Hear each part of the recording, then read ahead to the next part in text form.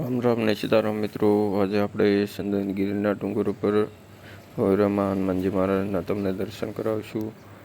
બહુ પૌરાણિક હનુમાનજીની સ્થાપના છે, જ્યાં ભોંયરું છે. બહુ ઊંડું અંદર જવું પડે છે દર્શન કરવા માટે.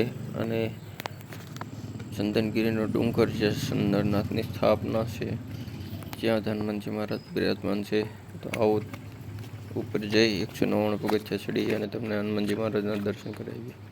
તો આપ જોઈ શકો છો, અમે પહોંચવા આવી ગયા છીએ હોયરામાં, જે હનુમાનજી મહારાજ છે સંદનગીરીના ડુંગરે ત્યાં. તો ચાલો દર્શન કરાવીએ. જય હનુમાન દાદા. એવી રીતનું જોવાનું છે. જોઈ શકો છો આપ, કેવું સુંદર વાતાવરણ છે.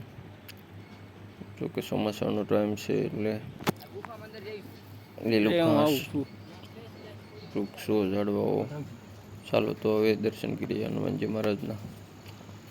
જોઈ શકો છો આપ, આ ભોંયરાની અંદર ફ્લેશ લાઇટ કરવી પડે છે, નકર હનુમાનજી મહારાજ સુધી દર્શન કરવા માટે અંધારું, ફૂલ અંધારું પડે છે. એટલા માટે જોઈ શકો છો, લગભગ 5-6 ફૂટ ભોંયરા અંદર જવું પડે છે, પછી હનુમાનજી મહારાજના દર્શન કરી શકીએ છીએ. તો જોઈ શકો છો આપ, આ છે હનુમાનજી મહારાજ સંદનગીરીના ડુંગરે ભોંયરામાં. તો મિત્રો, કોમેન્ટમાં જય હનુમાનજી મહારાજ, જય સુંદરનાથ જરૂર લખજો. જાજમ જાજુ શેર કરજો, લાઈક કરજો. જય હનુમાનજી મહારાજ. જોઈ શકો છો, દિવસ આથમવાની તૈયારી છે. ના સુંદરનાથનું ધામ બરોબર ડુંગરની સાઈડમાં છે.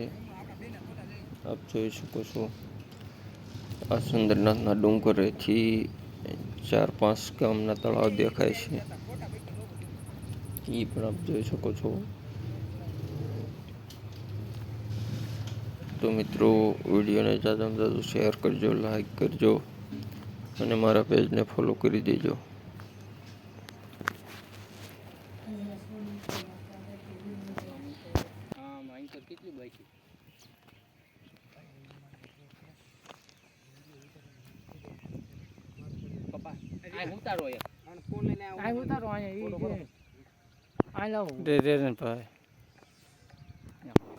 પાછું કેમ પડે? એન્કર ઉતારો, એન્કર આ બાજુ